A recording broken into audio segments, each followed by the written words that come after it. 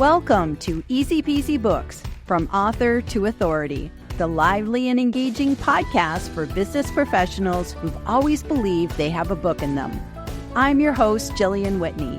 Join me as I chat with authors and industry experts from all around the world to explore simple strategies to write, publish, and leverage your business book. Whether you're an entrepreneur, executive, or an employee, this podcast is for you.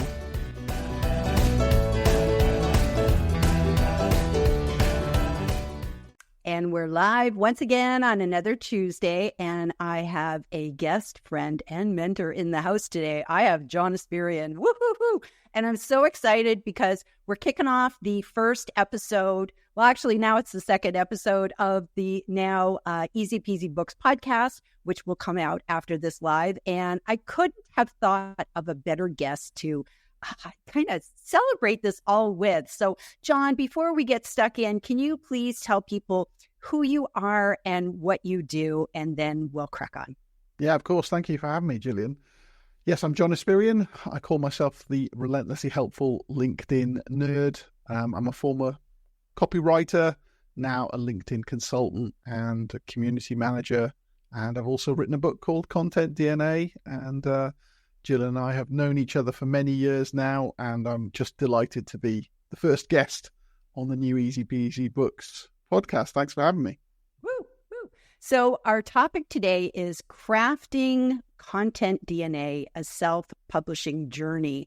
And just to let everybody know, so you don't have to take too much copious notes, that I have included an incredible link to, well, the link's not incredible, but I included a link to an incredible article, blog post that John Espirian wrote documenting his whole journey. So I tell people, please go to the post. It'll be in the show notes, and you can click on that link, and it goes through everything.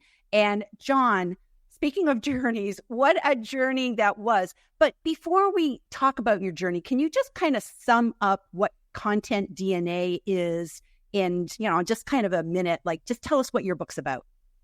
Yeah, it's really about discovering what your personal brand is all about, and defining what I call your shape of your business, your personal brand, what you want to put out into the world, and then finding a way to do that on a consistent basis so that people notice, remember, and ultimately prefer you. So it's the whole point of promoting your business in an ethical way, using something that people were really going to remember about you.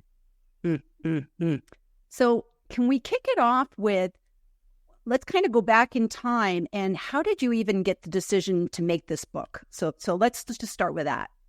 Well, I was a copywriter for 10 years, and I kept giving my clients the same kind of advice when they were talking about asking me for, to do some piece of writing or whatever. I'd always go back to, what do you want to be known for? How are we going to pitch that memorable thing? And I came up with all of this advice for all of these clients behind the scenes, because I couldn't talk about it publicly because of non-disclosure. And I was finding myself, because I was saying the same things over and over again, that advice started moving into the posts that I was putting out on LinkedIn and elsewhere. And ultimately I thought, well, I've got 10 years worth of experience here. This is worthy of a book. And that was the seed of that idea. That makes sense. And so did you always know, like when you were writing the book, did you know you were going to self-publish, or did you just write the book and say, I'll worry about the publishing once the book is written? Well, I was in a fortunate position because in the sort of mid to late 2010s, I was the director, or one of the directors, of what was the Society for Editors and Proofreaders in the UK, the largest editorial society. So I knew all about the publishing process, editing, proofreading, typesetting, self-publishing. I kind of had some idea of what that process was. And I've heard from other people who had struck deals with publishing houses that, they lost control. They didn't actually make as much money as they thought they would. And I just thought, well, I've got the capability to do this myself. And I'm a bit of a control freak when it comes to my own words and my own personal brand. So I thought, why not? Why not build a little virtual team of people who can help me become my own temporary publishing house, and that's what I did. Mm-hmm. And I love that you use the word team, because it really is a team. In your case, it was a village. There was so many different people. So can you just kind of quickly say all the different people that were involved in your book? And you don't have to list names if you don't want to. You can even just list the positions. Yeah, because a lot of people just think, well, you just type out a load of words and then you press a button and then it becomes a book, and it's just nowhere near that easy. But you've got to first write your draft, and then you've got to have some people beta reading it to tell you whether it makes sense, if it's a cohesive argument. So you need a team of people to give you a sanity check over the thing, and then you sort of move into the professional world where, well, you're going to need someone to edit the content, to get rid of the fluff, and you need someone who's going to typeset that content into something that looks like a PDF, something that could be printed into a book. So you need a typesetter. Then you need someone to check mistakes again. So that would be a proofreader to sanity check that content. And then you're into the realms of, we need to produce an index for the book, a table of contents for the book, and then to turn that into something that could actually be printed or uploaded as a digital copy for an ebook. So you need to transform that content into something that would work on a platform like Amazon for, to supply for Kindle. And then, of course, once you've done all of that, you might want to get the thing independently printed, and so you can have some copies that you can sell yourself. And then you've got some marketing activities to do, as well as, in fact, and I've forgotten to mention, things like the visuals. So, the book cover.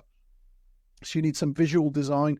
I chose to go with pure text inside my book, but, a lot of people might want illustrations or color figures. So you've got to find a way of getting those maybe commissioned and integrated into your text. So you're right when you say there's a village. There's a lot of people, lots of specific skills. I don't think there's anyone out there who could do all of it to a really good standard. So you do need to call upon people, and that post that you're talking about was me documenting the process and saying who I used, and at what stage things happened, because you might think, well, there's a lot to take in there. What order do you do things in? That's important to know as well as factoring in how much it's all going to cost. So I try to set all of that out as it was when I published the book anyway. That's good. And I know that I used your article religiously. It was just like, because I think what happens is you go to publish a book and you realize there's so much that you don't know that you didn't even know. And so you're just like, oh, that's a thing. Like you have to make all these decisions every step of the way. And I love that you used beta readers. You call them beta readers. Beta in the States, we always have a long A, so it's beta readers here. So that's something that's really interesting. How did you choose that, and how did that actually? Did it work for you? Did you just take their comments, or was that really effective having that? Yeah, it was a good idea. I mean, I already had my espresso mailing list. This is before the community came along. So I had an idea of who my most engaged audience were. And I knew that those people, have a good feel for what my writing style is like, the kind of things that I talk about. So those are the people who would not be afraid to give it to me straight. If I said something that doesn't make any sense, or if I've repeated myself unnecessarily, that kind of thing. I had a panel that I could approach to give me some ideas. So it wasn't anything like formal editing. That's where you would really employ a professional to do that, and I did. This is more about, is this a cogent argument? Have I put the cart before the horse? What have I left out? And I got loads of ideas and some corrections from that I managed to clean up before I ever sent the manuscript for editing. So actually, and those people were all volunteers. So that saved me a lot of time and heartache and money by getting that checking done. So yes, if you are going to write a book, I think it would be a very good idea to find your tribe of people who can give you the not just the people who are going to fluff your ego and say this is the best thing I've ever read, this is amazing. Just specifics like what things would you change here, what things don't make sense. Look for improvements. I think that's a really valuable thing to do. I like that, and I like that you use those readers to really enhance the book. Figure out, is there holes, is there gaps, and avoid things that maybe if it came out, you'd be like, oh, didn't everybody know that? No, there was, something that was missing, whatever. Because I know that a lot of people like to have advanced readers, which are different because those are people that you're hoping will read the book when it's kind of like still in the typesetting phase. It's already proofed, and you're hoping that they'll do reviews for you right away. And I know some people do that, but this is more content. These are true beta readers that are like giving you. Yeah, absolutely right. I mean, if I were, I suppose, a bit more, I could say cynical or better prepared in terms of marketing, I could have done that phase where, the book's almost ready to go and I would really love some reviews from people, and also follow it up with, look, the book is releasing on this date. Please give me a 5-star review so that I can go straight to the top. I wasn't interested in any of that because I thought if the book is good, it will find its way out into the world and people will leave genuine reviews without needing to be pressed by me saying, you've got to give it 5 stars. Yeah, I wasn't ever going to do any of that. So yes, I was focusing on just how can I make this book better? So earlier on, getting the ideas in through the beta readers was valuable. Mm-hmm.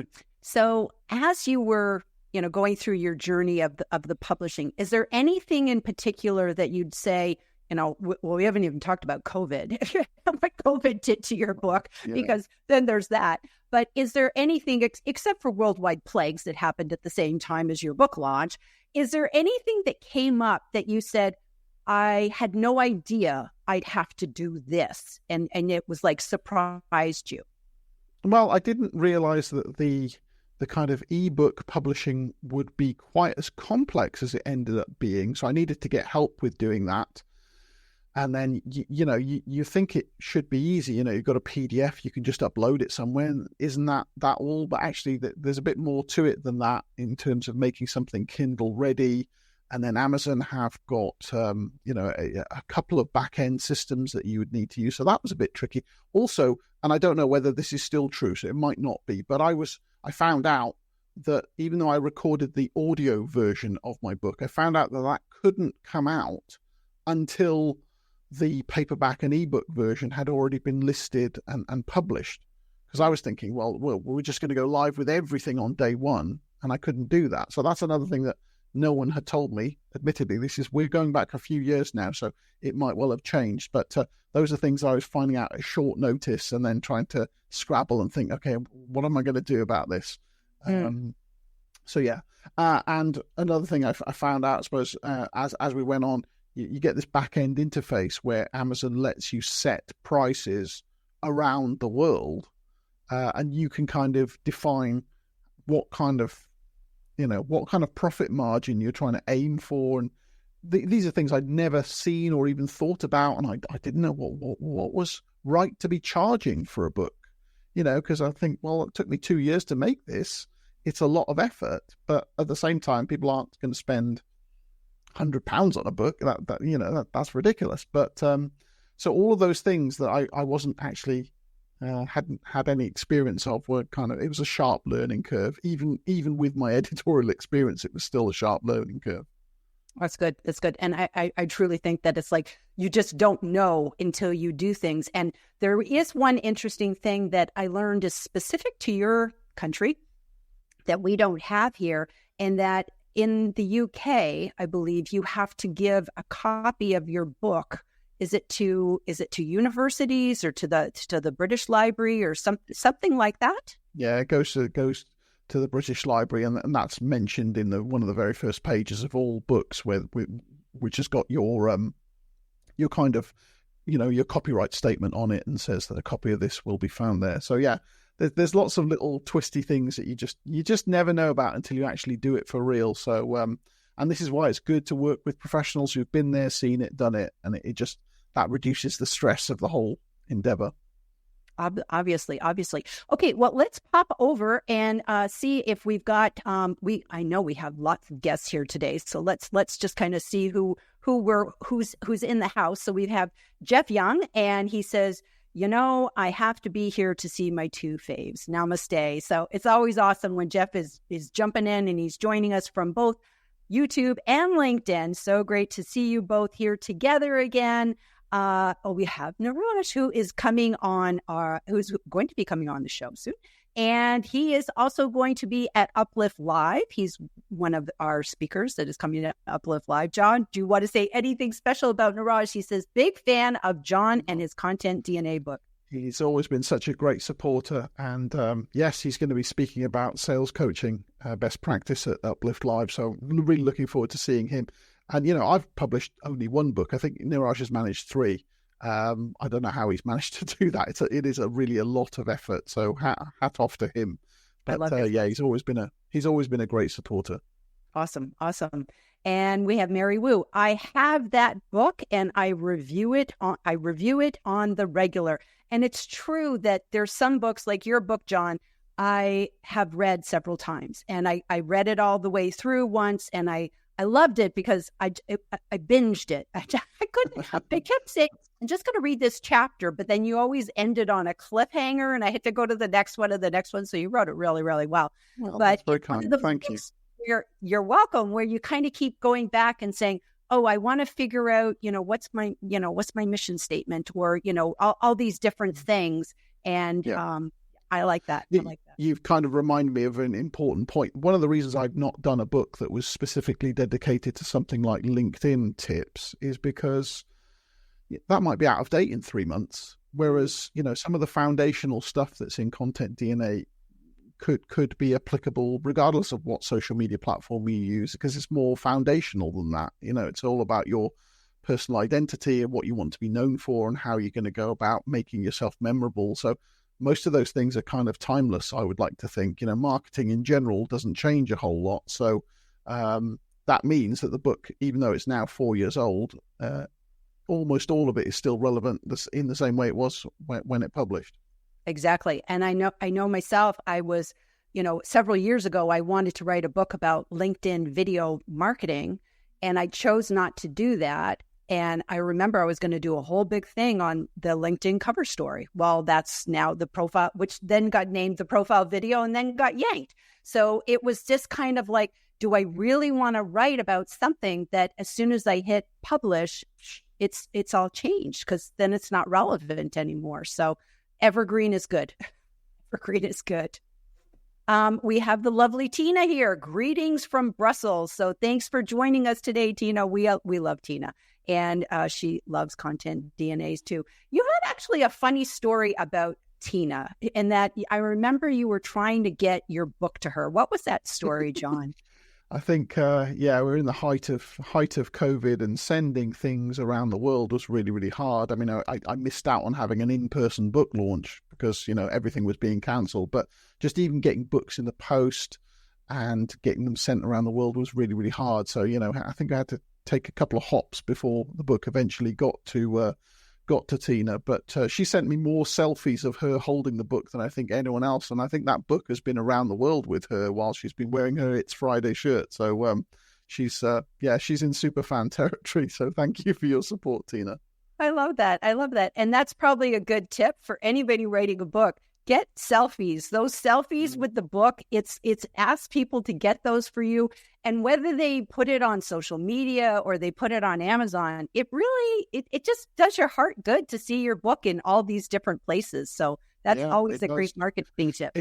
It does. I tried to take that one level further, because some of the people said that they really loved the book so much that they'd be happy to go on video and read a little bit of it out. So I thought, the more of the book I give away, the more people will actually want to buy it so they can read the rest. So I've got like 30 odd people or so who just read, a couple of paragraphs here and there of different parts of the book. And I put that into a video gallery. So, those are things that you can do to show that people are really engaging with the content. So if you're writing a book, just think about, gathering selfies, gathering videos if you can. It all really helps to spread the word.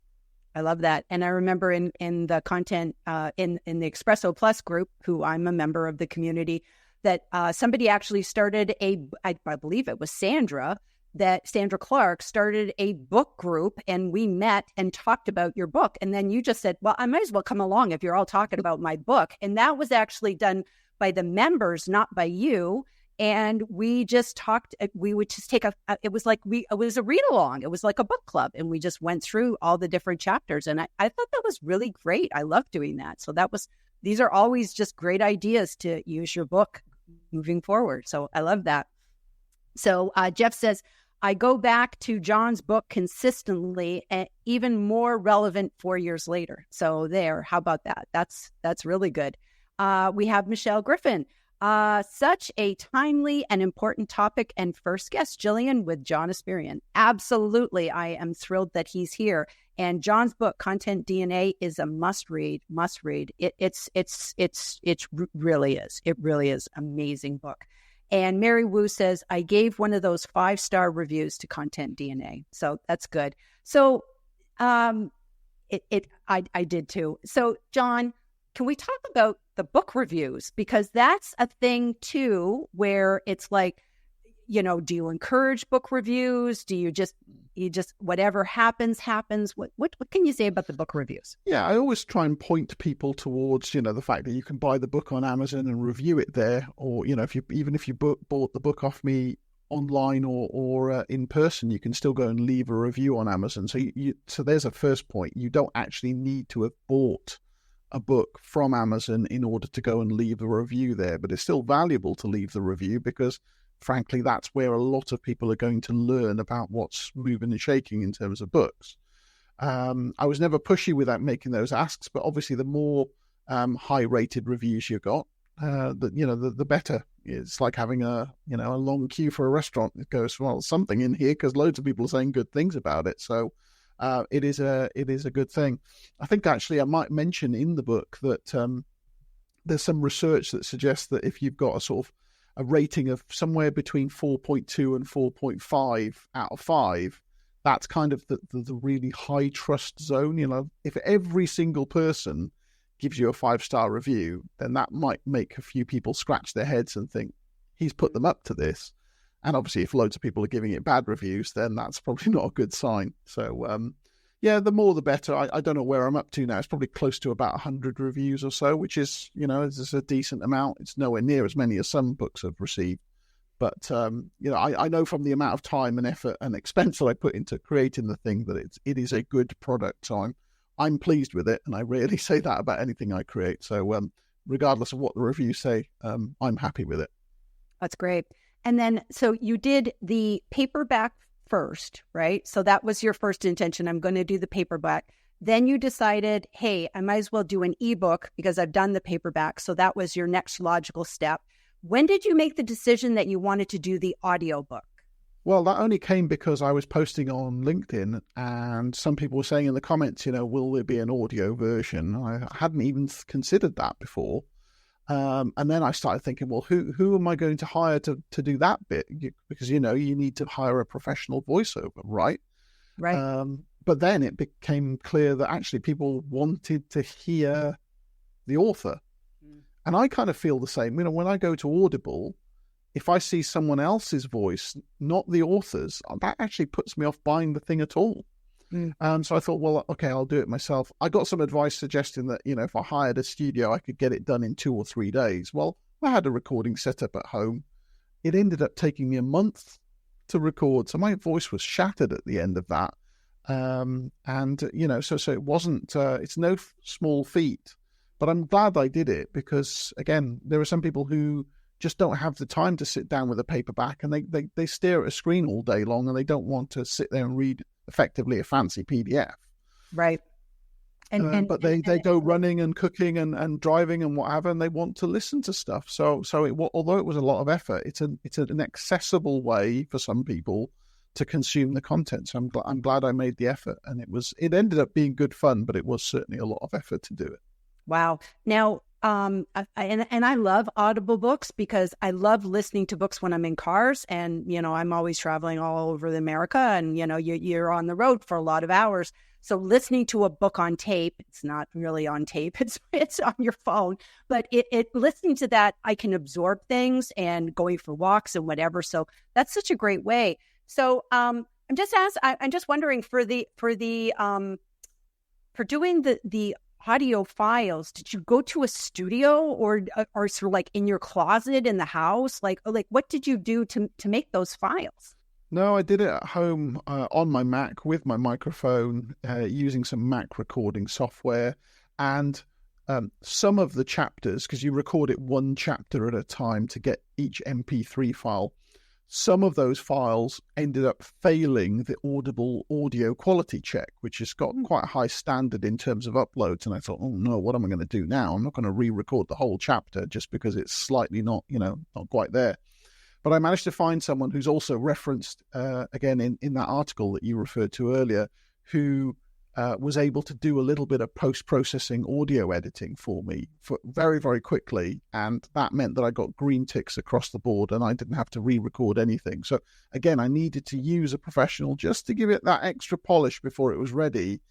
But it was, compared to everything else, a relatively small outlay and saved me a lot of time in the end. So these are all things that you need to keep in mind if you want to do a really polished job of getting things up to a certain standard. So I'm glad I did that, and yeah, that's I think the audiobook has been well received.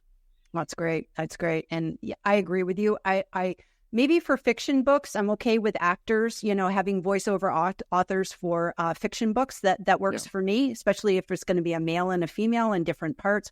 But I think for a nonfiction book, I hear the author in my head when I'm reading it, and so I would naturally want to have the audio version be that author with me in the car. It totally makes sense to me. So I'm glad you did that. Can I just ask you, in terms of time, because I think time is always an important part of, anything we do.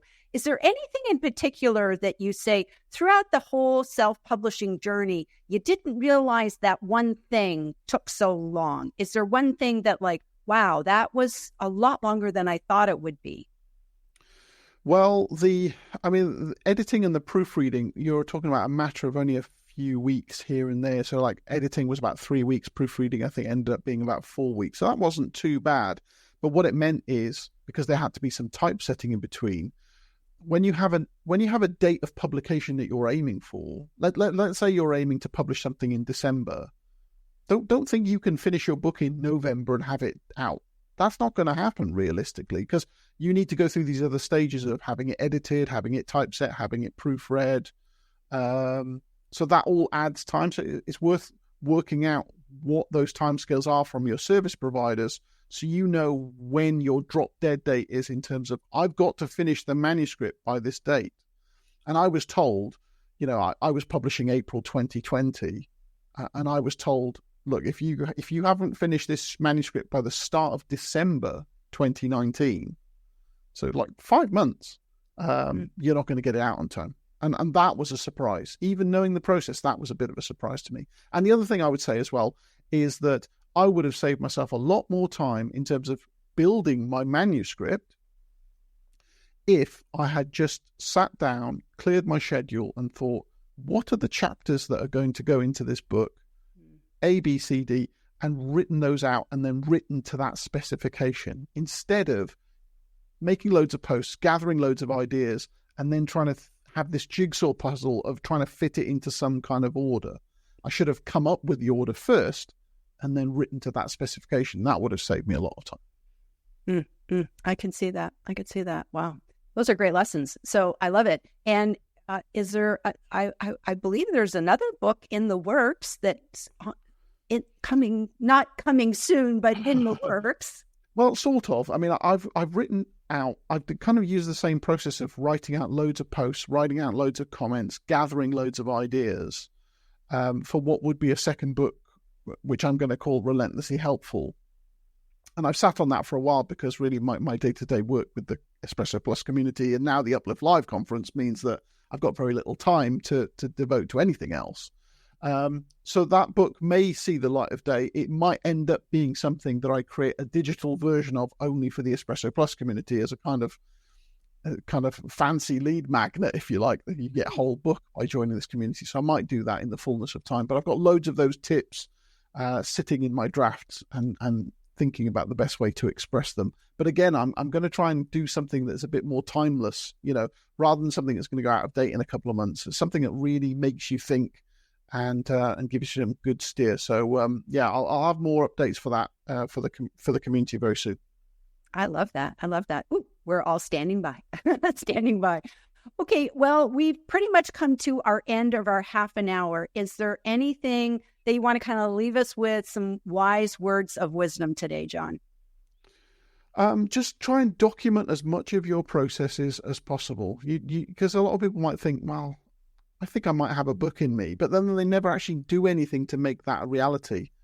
So just go and look at what your content estate is. There's all the stuff that you've already put out, all the ideas that you've got, and try and formulate some kind of plan for what that would be like if you distilled it into a book. And you might not make a full-length book. I mean, mine's more than 200 pages long, but you might make something that ends up being an extended ebook that could really make a difference in your business. It could be a touch point every time you speak to a new client to go, well, look, here I've released this digital book. Take a look. It makes being an author, just saying that name, makes you sound more credible. And that could open the door to more business. So just start gathering your ideas and documenting your process, and you might be surprised at where that takes you. Wonderful. I love it. I love it. Well, thank you very much for being here today, John, and for trusting me to come on my show when it was just an idea in my head. I said, hey, I'm changing my podcast. Would you be a guest? And you said, of course. So you're just always great for experiments. So I love it. Thank you very much, John. And to everybody else, thank you for joining us today. And we'll see you back next week. And bye-bye, everybody. Take care.